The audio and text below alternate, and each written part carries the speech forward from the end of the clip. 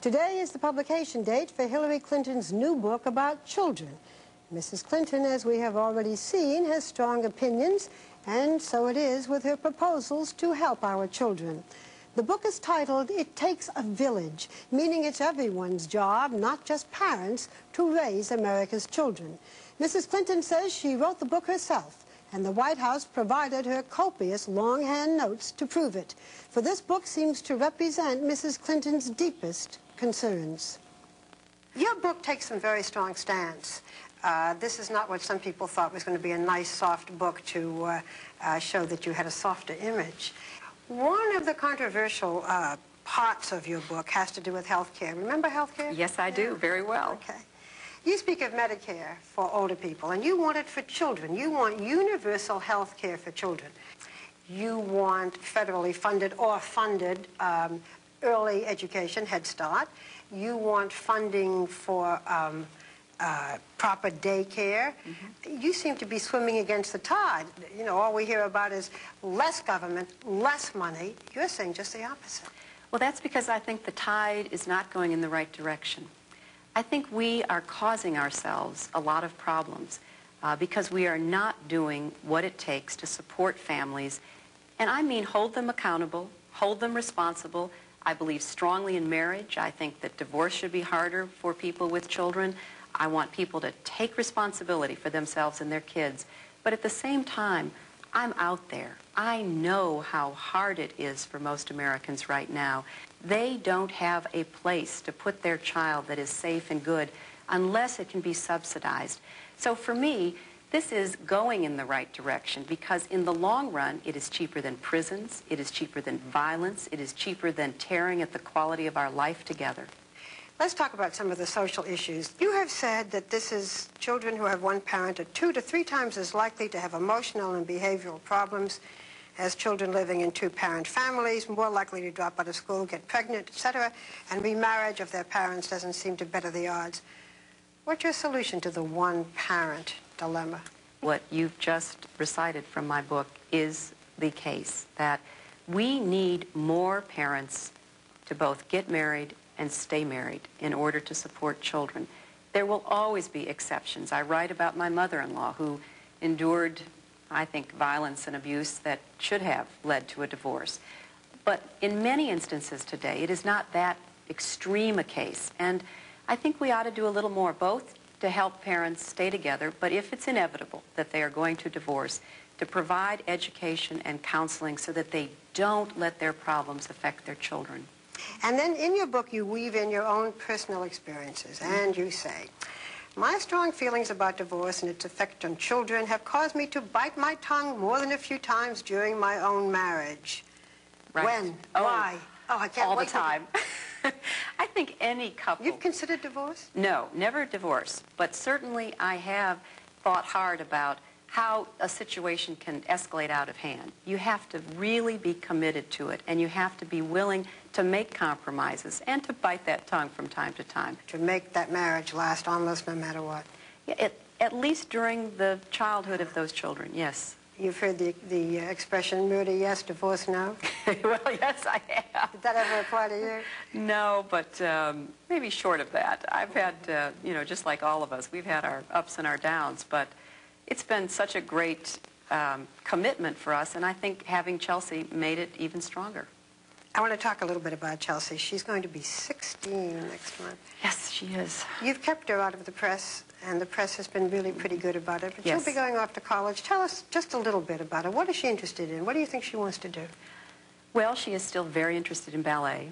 Right now she wants to learn to drive and get a driver's license, which is something I'm living in fear and trembling of. But her father, which is very scary, is teaching her how to drive. So they're having Well, there a goes good that time. relationship. Yeah. You know, they were doing everything from parallel parking to backing up. When I came back, I said, "Well, how'd it go? How'd it go?" And she said, "Well, I think Dad learned a lot." You know, so they really have a good time. But she'll be looking at college, and I'm just not looking forward to that myself. I will miss her so much. Let's not use Chelsea as an example, but if you had a teenage daughter who became pregnant and wanted to have an abortion, not have the baby, would you support it? Oh, gosh. I just even can't imagine that decision. I I would do whatever I could to support her. And it would be a terrible decision. And we can avoid that being the choice if children are given good, responsible information and ability to say no at an earlier age. Do you feel that a parent should be notified if an underage daughter wants to have an abortion? I believe in parental notification. I think there are exceptions. There are situations in which the family is so dysfunctional that parental notification is not appropriate. But in general, I do believe. I think that families should be part of helping their children through this. If your husband is reelected, how will you follow up with the suggestions that are made in this book? Well, one thing I'll do is try to talk as much as possible about it, because I don't really want people necessarily to agree with me, but I want the state of our children to be the national conversation. I want to have a conference this spring bringing together many of the people I talk about in the book, those who are actually on the front lines doing the work. Let's find out about that. Let's bring it home. You write about people pigeonholing people, especially women and men. Do you think the American people are ready yet to have a First Lady who has strong opinions and an agenda? I think so. I think some are and some aren't. And I believe that this has been a learning experience for me, coming here and not really understanding all the expectations that people sort of put on this role. Tell me your greatest disappointment. I think that I didn't know more before I got here about how I could have done a better job from the very beginning. I really do think that there could have been some different ways of pursuing health care that might have. I'm not saying it would have, because it's such a political issue, but I think I could have done some things differently, and I just could have known more. I could have been better prepared for what I was getting into. Not that I would have been fully prepared. There is nothing that prepares you for this experience. But I think I could have avoided some of the mistakes I made. There is a nursery rhyme in your book. You know the one I'm talking about? I think I do, yes. I could say it, but you say it. This is one of my favorites from when I used to read to Chelsea.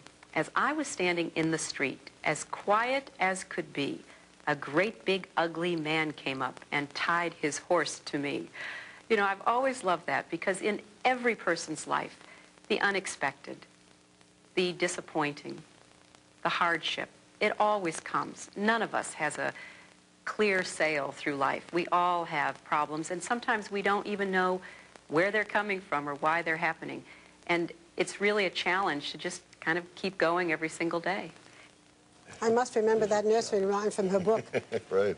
You know, what's fascinating is that in spite of her attempts to change her image, sort of become more traditional, more behind the scenes. If indeed she was trying to, yeah. Yeah, she still is at the center of a storm. Is this book of hers going to help her any with that, do you think? I don't think it's going to make a difference to the Whitewater investigations. I think there will still be a great many people who will say, when she says, I don't approve of this, even though she doesn't order it, isn't that enough to make people jump and do what she wants to do? The power of the position. That's right. What this book will give her is a forum to discuss the book, which has many very good social agencies that can help people and so forth. It will give her the chance to show what she is, and a First Lady with opinions and a First Lady with knowledge. We have never had a First Lady write a serious book while in the White House. We have not had a First Lady quite like this. I think people will be interested in where the money this book yields will go. It's going to go to children's hospitals, and the National Association of Children's Hospitals will help Mrs. Clinton decide where it goes. Very good. Thank you, Barbara. Well, next, a meeting you're not going to forget. Total strangers brought together by a magnificent gift. Bob Brown has their triumphant stories after this.